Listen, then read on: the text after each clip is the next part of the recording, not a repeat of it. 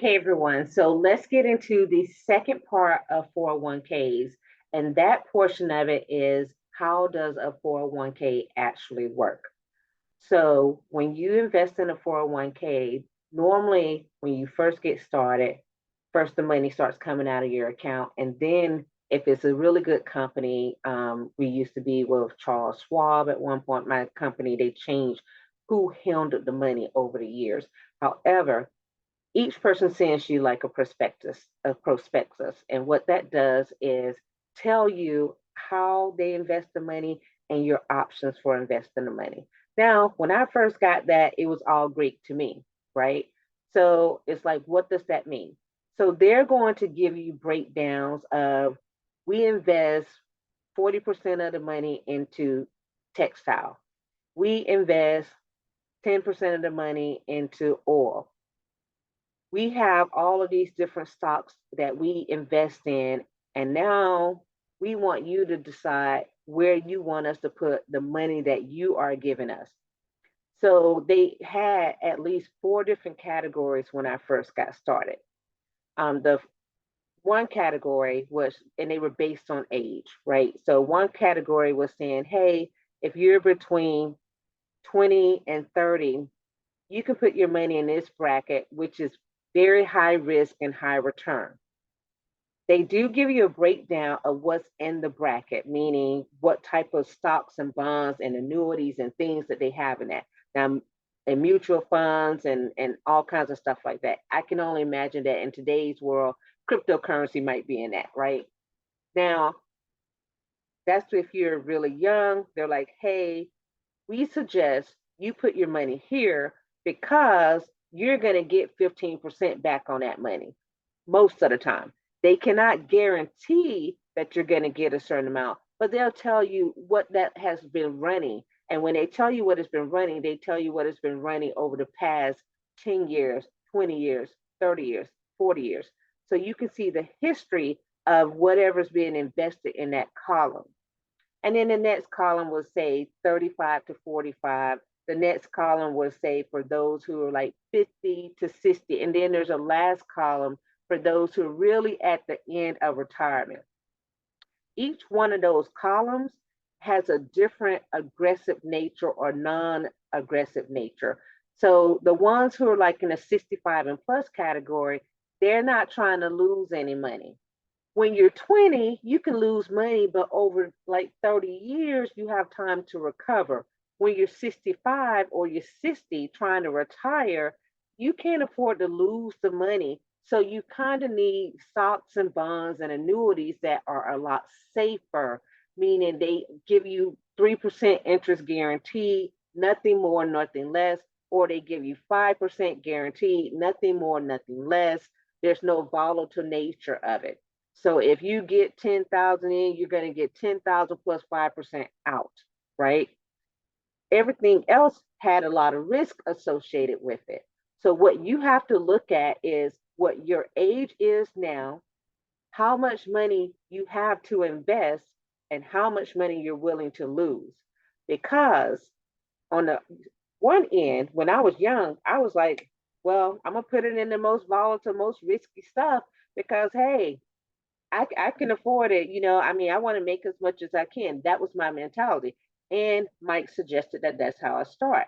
Again, when I met Mike at that point, he was in his 30s. So he had shifted over to what he was doing, but he suggested that I start off risky.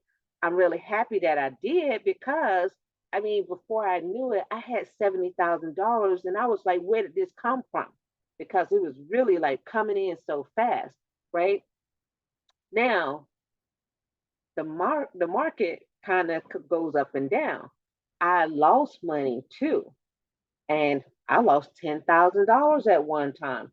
But when I looked at what I had actually put in out of my own money versus what the company had put in, I still came out ahead, right?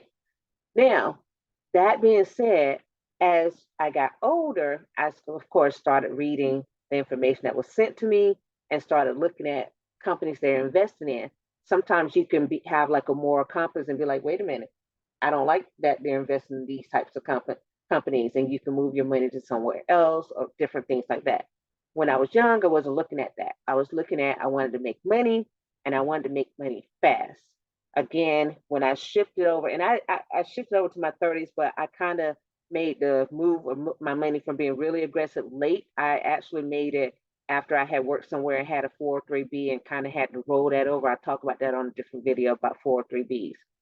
So, and 401ks, I got to say, they're for for-profit organizations, right? So companies that are out there trying to make money, they have a 401k investment opportunity for us who work for them.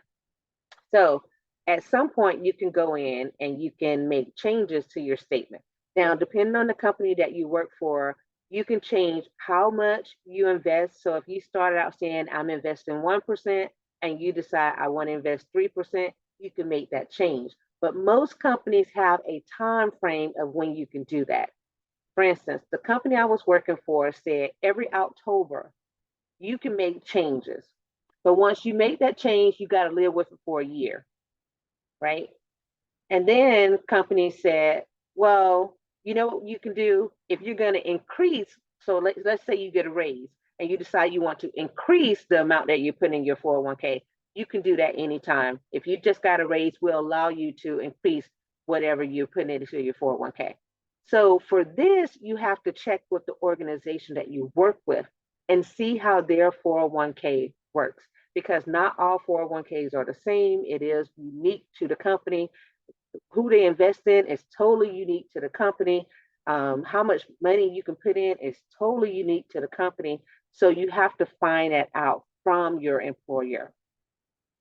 I'm giving you the information as to once you actually get there and see what's happening, you know what to do with your money. So say now today I'm 50. At 50, if I had the four brackets, and I say four because that's what we had. Some companies may have five, they may have two, they may have one. It might be, if most people don't have one, but I'm just saying they might. I don't know because I haven't worked for every company in America, right? So what you can do is look at what they're telling you to expect from your money, right? They're going to tell you that most of the time mine they were graded. So it was a bluish color, a greenish color, a yellow color, an orange color, a red color, to tell you how volatile each one was. And it's really good to have a mix of things. You want something that's safe, meaning you're going to get money. You might get 2% back, but you're getting 2% back, while you're also investing in something that might give you 10% back or it might lose. So it kind of offsets it. Now that's where you need a financial advisor, someone who really knows, or if you like me, you just got to read everything they throw your way. And when I tell you it was like a mini book that was coming to me, it was that just that. And did I start reading it in the first couple of years? No, I didn't. When I got it, I looked at the pie chart. I saw how much money I had, how much money I had gained, and I was like golden. That was it. I did not start looking at it until one year when I had been working for a long period of time. I had this person who was my supervisor. Her name was Miss Mamie. I love Miss Mamie. She's more than likely no longer with us because she was already up there at that point, and now it's 30 years, 25 years later. Well, I knew her for 30 years, but anyway, Miss Mamie said, "I'm getting ready to retire in a few years," and at that time, she was heavily reliant on the 401k and a couple investment properties that she had to bring her some income during retirement. Her mom at the time was like 90 years old. So Miss Mamie might still be here because she was taking care of her mom. And she wanted to make sure she had money to take care of health items that come up and stuff like that, right? The stock market took a nosedive. And when I say it took a nosedive, I mean it hit hard. This was somewhere around 1998, right? This made me lost a ton of money. It was horrible. She was complaining, she was crying. A lot of people lost money, right? She was still kind of risky in her investments and she was looking forward to this money to retire. When this happened, I remember coming in to work one day and her telling me, I got to work 5 more years to recover from the loss that I just experienced. So that is something that could happen with the 401k. Again, this is why it's very important for if you're going to invest your money in anything in a 401k, wherever you're going to put it, you need to make sure you're able to accept the losses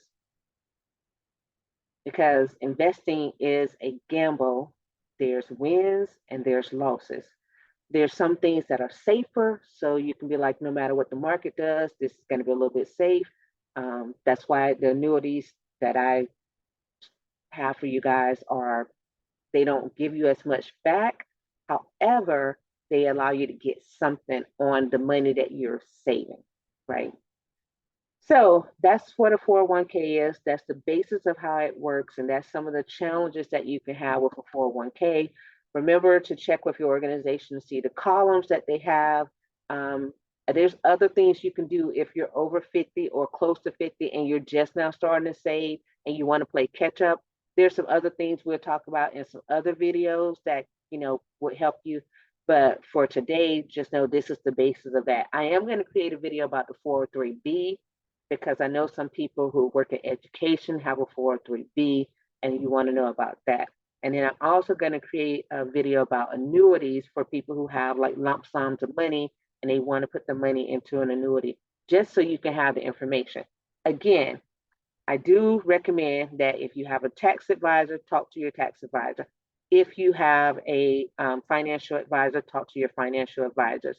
At the time when I get my securities license and I'm able to give you that information from that standpoint, I will let you know. Until then, you need to make sure you contact someone else. This is all information based on my experience, okay? If you are looking for life insurance to get yourself started with a policy, you can hit me up, go to my website, tsfcenter.com. I have a new website coming, priceinsurance.com. That will probably be up by the time you actually see this video.